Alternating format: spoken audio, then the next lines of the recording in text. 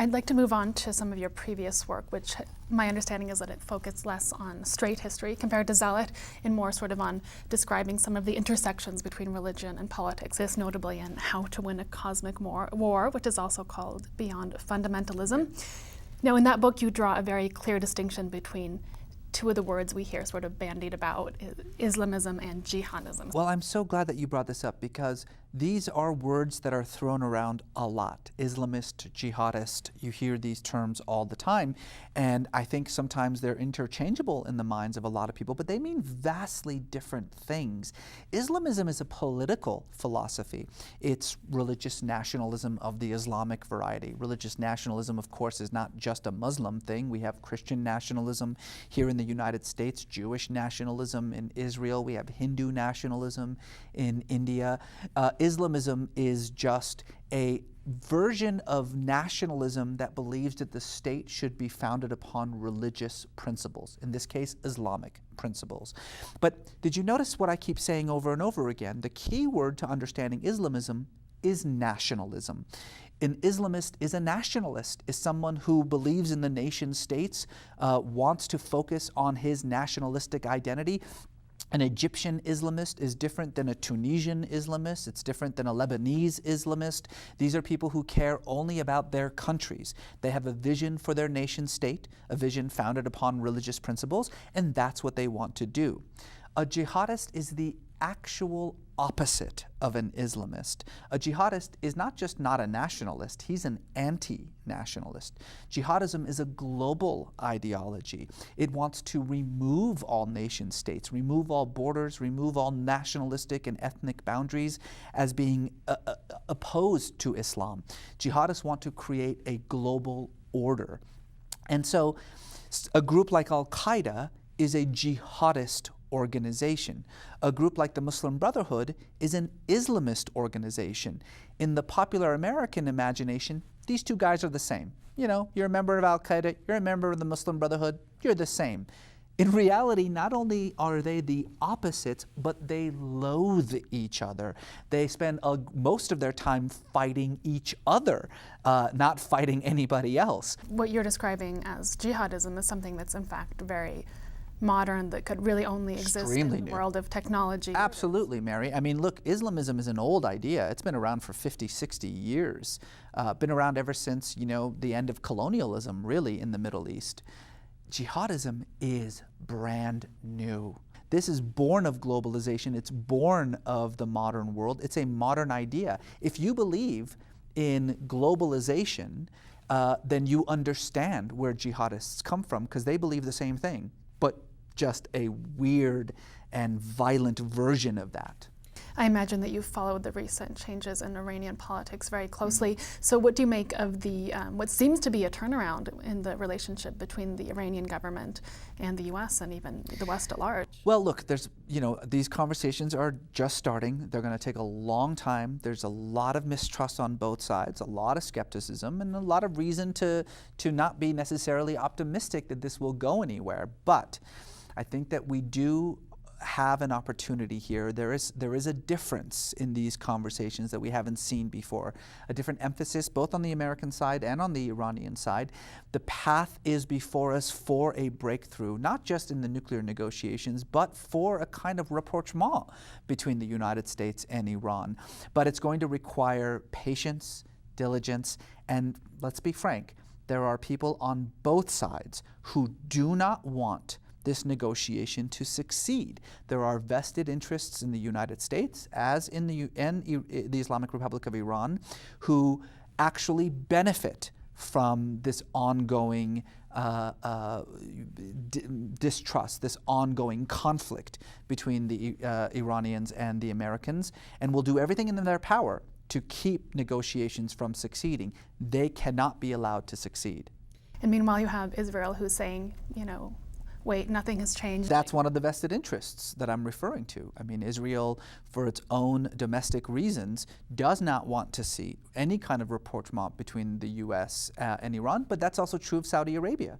I mean, oftentimes I think when people talk about the obstacles in the way of Iranian and American engagement, Israel always comes up because that's an easy one. It's front and center. But what is a far greater obstacle to American and Iranian rapprochement is Saudi Arabia. After all, we get 60% of our foreign oil from Saudi Arabia. Iran sits on the second largest supply of natural gas and oil on the planet. A warming of ties between the Americans and the Iranians would be very bad for the Saudi bottom line, and they have done everything in their power over the last 3 decades to make sure that that never happens, and they are working hard to continue to make sure that that doesn't happen. Most people would say that the most pressing issue in the Middle East these days is Syria. What would you like to see happen there?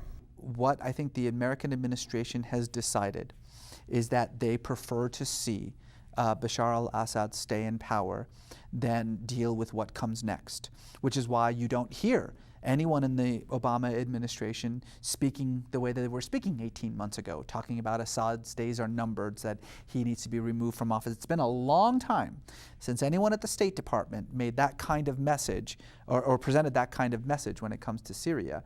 And I think part of it has to do with the fact that we waited too long, I think, for a truly robust response to this conflict, and now the conflict has taken on a life of its own, and I really do not see anything positive coming out of it. On the contrary, I see very easily how it can spread beyond the borders, absorb Jordan, absorb Lebanon, and become a truly uncontrollable regional conflict with devastating consequences. I wish I could be somewhat optimistic or positive about Syria, but it's very hard to be so.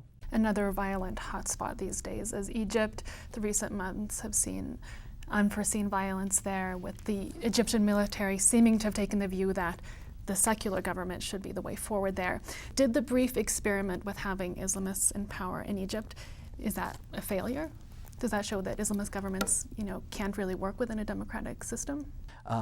Islamism comes in many stripes, and it's been quite successful in other places. The problem, however, in Egypt isn't the failure of the Muslim Brotherhood. It's the way in which the military responded to the corruption and the ineptitude of the Muslim Brotherhood by a absolutely anti-democratic coup that will lead to nothing more than another police state. What we have in Egypt today is far worse than the worst of the Mubarak era. The members of the Muslim Brotherhood are being slaughtered on the street. Their spiritual leaders are being arrested and tortured in prison.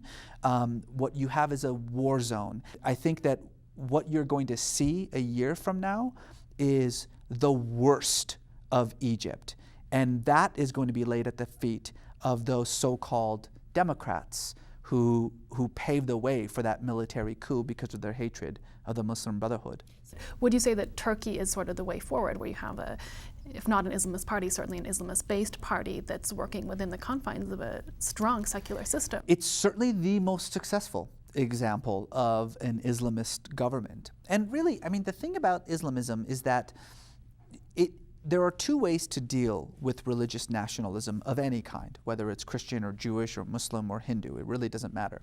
You could either give it a seat at the table, give it an opportunity to present its ideas in the open marketplace, and give people a chance to vote for their ideas, and then give them an opportunity to put those ideas into practice. If they're successful, then wonderful. In a democratic situation, they get voted into office. If there's a failure, they get voted out of office. Or you could repress it. And when you repress it, you radicalize it. That has always been the case. It was the case in Algeria. It was the case in Egypt. Indeed, what we refer to as Al-Qaeda started by a group of oppressed Islamists who decided that the national path was no longer the way to go, that global domination was the right way to go. And you're seeing that now. The Muslim Brotherhood in Egypt, which laid down its guns, picked up ballots, played by the system, played by the rules, did what it was told, was successful, and then instead of being voted out of office, was massacred, is about to become the next Al-Qaeda. All right, thanks so much, Reza Aslan. Thanks for making time for us here at WorldDenver Talks. Thank you for having me.